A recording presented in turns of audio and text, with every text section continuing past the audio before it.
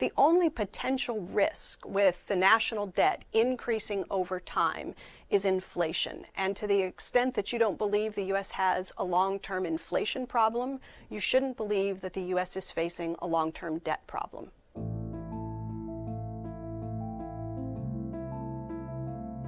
An unconventional economic theory is gaining some traction thanks to the policy teams of Alexandria Ocasio-Cortez and Bernie Sanders. I think the first thing that we need to do is break the mistaken idea that taxes pay for 100% of government expenditure. My critics say, you know, Bernie, that's a great idea. You're into all this free stuff. How are you gonna pay for it? So MMT starts with a simple observation, and that is that the US dollar is a simple public monopoly. In other words, the United States currency comes from the United States government. It can't come from anywhere else. So what that means is that the federal government is nothing like a household. In order for households or private businesses to be able to spend, they've got to come up with the money, right? And the federal government, it can never run out of money. It cannot face a solvency problem, bills coming due that it can't afford to pay. It never has to worry about finding the money in order to be able to spend. So the deficit definitely matters. It's just that it matters in ways that we're not normally taught to understand. Normally, I think people tend to hear deficit and think it's something that we should strive to eliminate, that we shouldn't be running budget deficits, that they're evidence of fiscal irresponsibility. And the truth is, the deficit can be too big.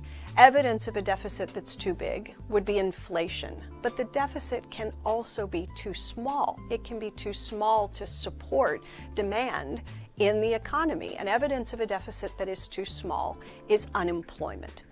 So if you think of the government deficit as the difference between what the government spends into the economy and what it taxes back out, then imagine a government that spends $100 into the US economy, but it only taxes 90 of those dollars back out. We label that a government deficit, and we record that on the government's books. But what we forget to do is pay attention to the fact that there's now $10 somewhere in the economy that wouldn't have been there otherwise, that is put there by the government's deficit. In other words, their deficits become our surpluses. And so when we talk about red ink and the government having all of this red ink, we have to remind ourselves that their red ink becomes our black ink, and their deficits are our surpluses. And the question is then, should you expand fiscal policy? Should you run bigger budget deficits in order to boost growth? So what is the objective? What is the proper policy goal? And I think the right policy goal is to maintain a balanced economy where you're at full employment, you're guarding against an acceleration in inflation risk. And economists tend to understand that the kinds of things that you can do to boost longer-term growth are investments in things like education, infrastructure, R&D. Those are the sorts of things that tend to accelerate productivity growth so that longer-term real GDP growth can be higher. So there are ways in which the government can make investments today that increase deficits today, that produce higher growth tomorrow, and build in the extra capacity to absorb those higher deficits. So it's impossible really to put a number. Nobody can. How much debt is too much debt? If you look at Japan today, you see a country where the debt to GDP ratio is something like 240%, well above, orders of magnitude above where the US is today, or even where the US is forecast to be in the future. And so the question is, how is Japan able to sustain a debt of that size? Wouldn't it have an inflation problem? Wouldn't it lead to rising interest rates? Wouldn't this be destructive in some way? And the answer to all of those questions, as Japan has demonstrated now for years, is simply no. Japan's debt is close to 240% of GDP, almost a quadrillion, that's a very big number, yen. Long-term interest rates are very close to zero. There's no inflation problem. And so despite the size of the debt, there are no negative consequences as a result. And I think Japan teaches us a really important lesson. If you think about what happened after World War II, when the U.S. national debt went in excess of 100%, close to 125% of GDP. If we were talking about it the way we talk about it today, as burdening future generations, as posing a grave national security risk, we would have to scratch our heads and say, wait a minute, do we think that our grandparents burdened the next generation with all of those bonds that were sold during World War II to win the war, build the strongest middle class, produce the longest period of peacetime prosperity, the golden age of capitalism? All of that followed in the wake of fighting World War II, increasing deficits, massively increasing the size of the national debt. And of course, the next generation inherits those bonds. They don't become burdens to the next generation, they become their assets. The only potential risk with the national debt increasing over time is inflation. And to the extent that you don't believe the U.S. has a long-term inflation problem, you shouldn't believe that the U.S. is facing a long-term debt problem.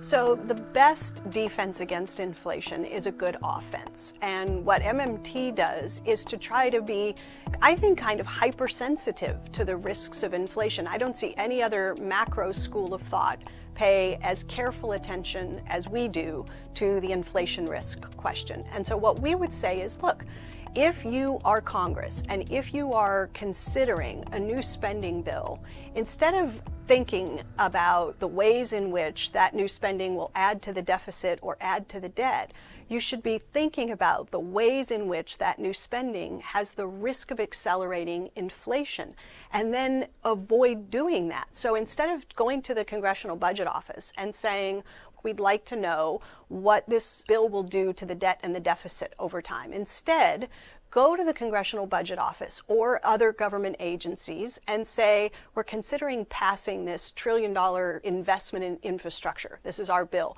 Would you look at it? And we plan to do this spending over the course of the next 5 years.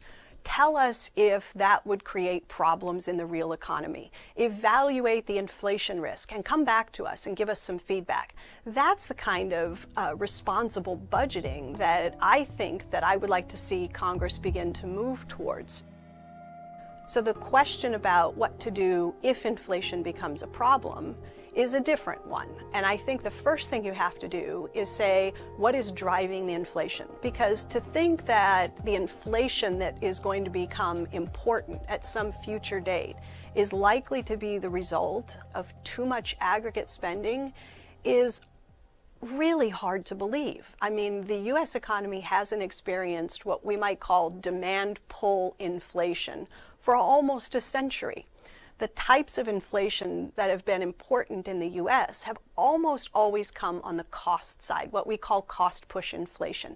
They come about because of things like oil price shocks. You might see increases in headline inflation rates because the housing component or healthcare. And so when you think about how to fight inflation, if you've got inflation resulting from energy price increases, it's probably not going to do much to have the Fed raise interest rates or even to have Congress raise taxes. You've got to do something else that's going to work. So I reject the idea that MMT is about using taxes to fight inflation. That's a mischaracterization of pretty much everything we've written, but people say it all the time.